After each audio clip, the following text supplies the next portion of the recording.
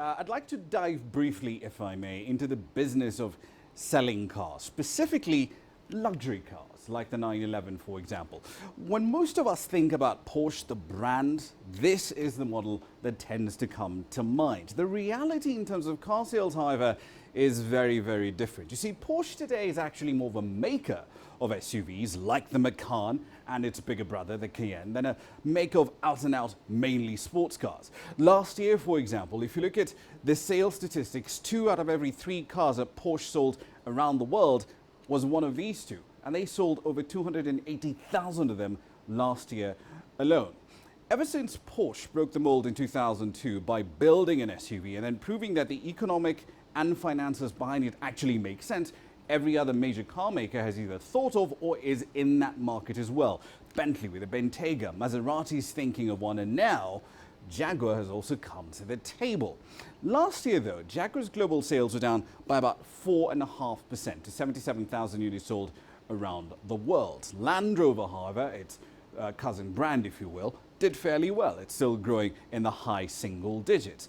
The firm, however, does hope that the F-Pace may work the same magic for the company in the same manner as it did for its rivals like Porsche. Earlier on, I spoke to the man in charge of expanding the Jaguar brand across East Africa.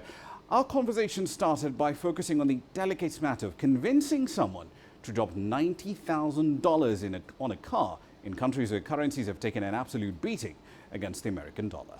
RMA Kenya did not change its price list. There was a strategic reason for it. We have now found out that that was the correct strategy to use.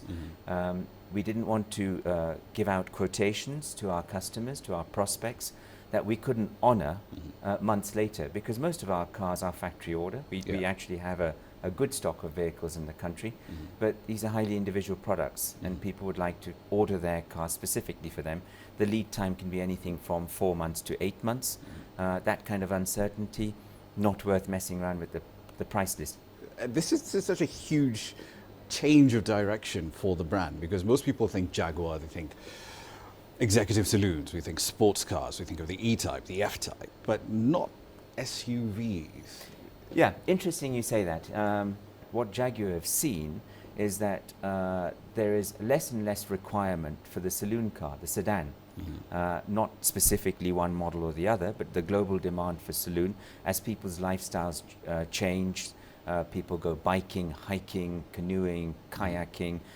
They need a vehicle that's interesting, it's premium, it's sporty, and it's a utility vehicle. There's where the SUV comes in.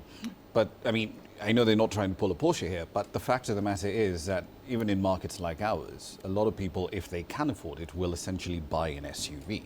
So it stands to reason that at some point, perhaps this might become the bread and butter, so to speak, of the company. Absolutely. I mean, but I will say that, we've been fighting against just selling SUVs. We've got 2 brands, one family, Jaguar, Land Rover. Land Rover is all SUV. That brand's doing very well in Kenya. I'll come to market shares a little later on, if I may. And Jaguar, we've been growing market share without the F-Pace. So what the SUV F-Pace will do is it'll actually give us new blood. It'll give us conquest sales. Interesting you mentioned that, because, I mean, this is SUV country, and I know the last time we had this interview, one of the things that are peculiar to the Kenyan market is that we seem to believe that SUVs are safer, bigger, larger, and they can better cope with our horrendous roads out here in East Africa. But how does the F-Pace compare in terms of price to your competitors, the Cayenne, the Macan, and of course your in-house rivals, so to speak, the Range Rover? Okay. So our price positioning for the F-Pace is right in the heart of the competitor's territory. How does it compare with its siblings?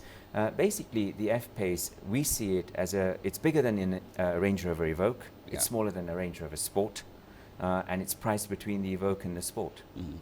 And that should find its natural position. Right. One last question for you.